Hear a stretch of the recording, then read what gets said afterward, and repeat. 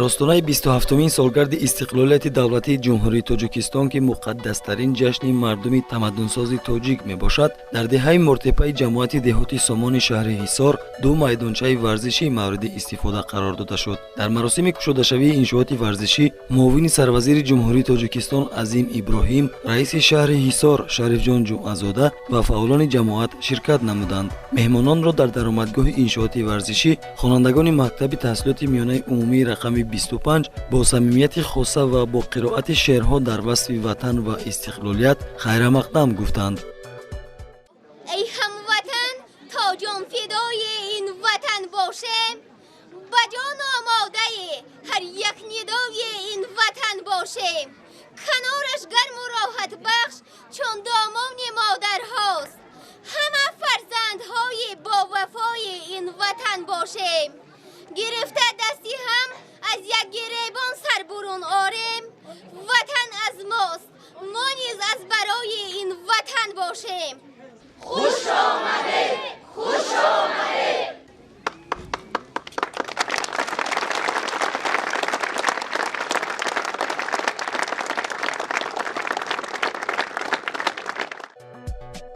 بعد از افتتاح رسمی майдончаҳои варзишӣ дар ҷамоати деҳоти Сомони шаҳри Ҳисор, меҳмонон бо шароити муҳайё гардида дар иншооти варзишӣ шинос шуданд. иншооти ёрирасон дар назди майдончаҳои варзишӣ аз сартарошхона, нуқтаи хӯрокҳои тезтайёр, нуқтаи тиббӣ, ҳуҷраи либосовезӣ ва ҳаммом иборат мебошад.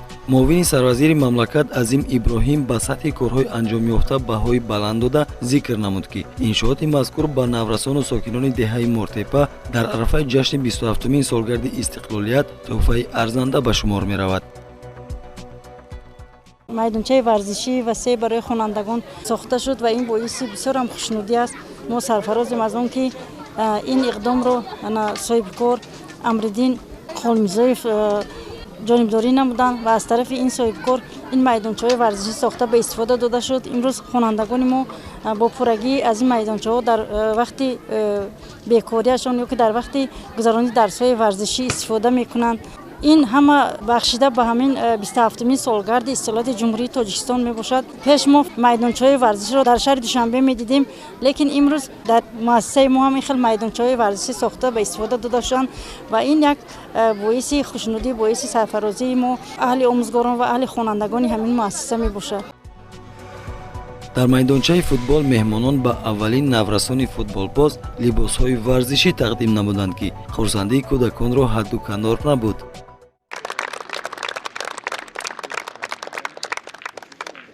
خوشحالم که این میدانچه رو برای ما ساختم. بعد از درس ما به همین بازی مشغول میشیم. در دهه ما هم خیلی میدانچه نبود. مشق بدن میکنیم، همین فوتبال رو یاد میگیریم.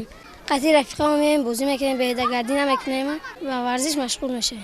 ما رحمان میگیم به سوزندگان همین میدانچه زمستانه و حوض شناوری و در آنهاش هم مشق کنیم، بازی میکنیم. зимни боздид аз майдончаи дуюми варзишии замонавӣ ки барои бозии волейбол ва футболи хурд пешбинӣ шудааст, иттилоъ дода шуд, ки дар ояндаи наздик болои ин майдонча пӯшонида мешавад, то хонандагону наврасон тавонанд дар фасли зимистон ҳам ба варзиш машғул шаванд. майдони бозии кӯдакон ва ҳавзи шиноварӣ аз ҷумлаи дигари иншооти варзишӣ дар деҳаи Мортепаи шаҳри Ҳисор ба шумор меравад, ки баъд аз сохтмони пурраи он имкон фароҳам меояд, ки хонандагону хоҳишмандон ба дарси маҳорати оббозӣ фаро гирифта шаванд. Азим Иброҳим, муовини сарвазири ҷумҳурии Тоҷикистон, дар суҳбат бо фаъолони ҷамоати деҳоти Сомон ҳамагонро бо ҷашни истиқлолият табрик намуда, сокинону фаъолонро ба корҳои ободониву созандагӣ ҷалб намуд.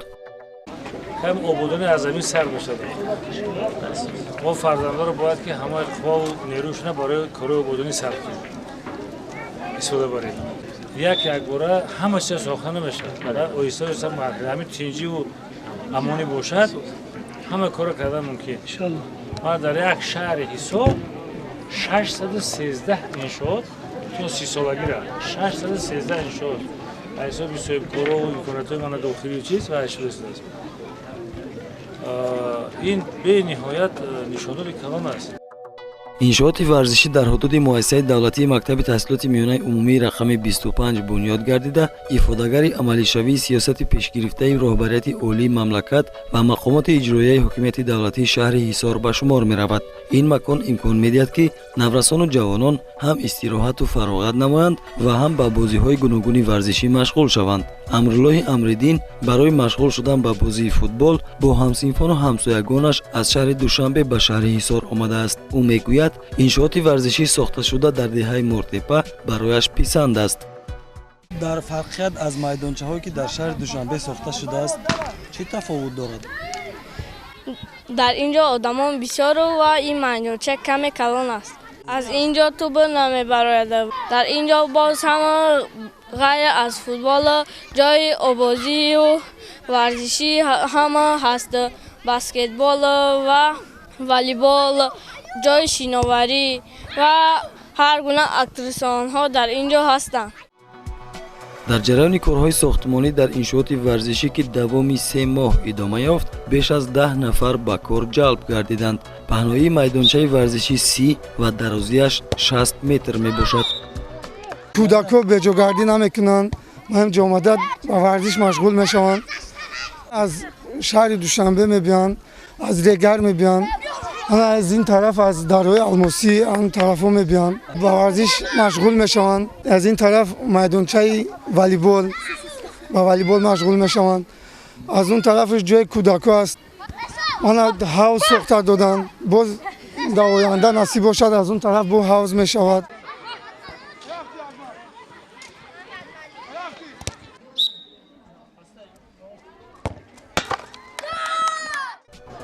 сокинони деҳаи мортепаи шаҳри ҳисор бо истиқбол ва миннатдорӣ аз ҷараёни корҳои созандагиву бунёдкорӣ дар партави сиёсати пешгирифтаи асосгузори сулҳу ваҳдати миллӣ пешвои миллат муҳтарам эмомалӣ раҳмон мегӯянд, дар фазои устувори истиқлоли ватан метавонанд шоҳиди ободкориҳо дар маҳалли зисти худ бошанд. дар душанбе чунин майдончаҳоро медидем, мо орзу мекардем ки дар ҳамин шаҳри мо ё ки деҳаи мо ҳам ҳамин хел майдончаҳо бошад. ана мо ҳозир хушҳолем ки чунин нуқтаи варзишӣ дорем. шукронаи истиқлолият мекунем, мо шукронаи ватан мекунем ки барои мо ҳамин хел шароитҳо муҳайё карда шудааст. тоҷикистон мекунам шукри каму бисёри ту, мекунам шукрона аз озарму аз озори ту. аз ту сарват намехоҳам, ватан ҳастӣ бас аст, бо хасу хорат баробар зиндагӣ кардан бас аст. вақтаи бекории худро бефоида сарф намекунем. омода дар ин майдончаи варзишӣ бозиҳои гуногун мекунем, масалан теннис, волейбол, шахмат, шашка, ҳар гуна бозие ки хоҳем бозӣ мекунем. духтарҳо ҳам низ метавонанд дар ин ҷо бозӣ кунанд. атрофи майдончаҳои варзишӣ бо гулу бутаҳои ороишиву сояафкан оро дода шудааст ки барои фароғати сокинон мусоид аст. баъзан вақт мешуд ки бачаҳо баъди дарс бисёр ҳам бекор меистоданд, ба ҳар гуна мисол корҳо машғул мешуданд.